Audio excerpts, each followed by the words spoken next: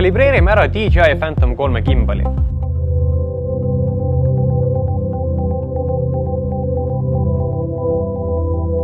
Kui teile tundub, et teie fotodel või videos on jäänud horisont viltu, siis ongi õige aeg tegelikult teha gimbali kalibreerimist. Gimbali kalibreerimiseks on vaja võimalikult loodis aluspinda ja selle jaoks oleme me tulnud siia, kus me teame, et pind on loodis, aga kui teil ei ole parasjagu midagi sellist käepärast, siis tavaliselt kipub olema Phantom 3 karp ja kui seda natukene sättida, siis saab isegi põllu peal enda gimbali loodi. Kui me oleme asetanud drooni tasasele pinnale, siis valides menüü tuleb siit võtta gimbali menüü ja valida Gimbal Auto Calibration.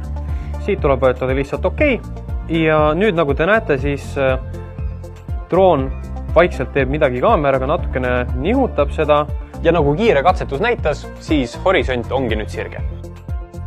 Nii et kui te märkate, et teie videotel, mis te olete filminud Phantom 3-ga või fotodel on horisont viltu, siis üks nupule vajutus panebki horisondi sirgeks.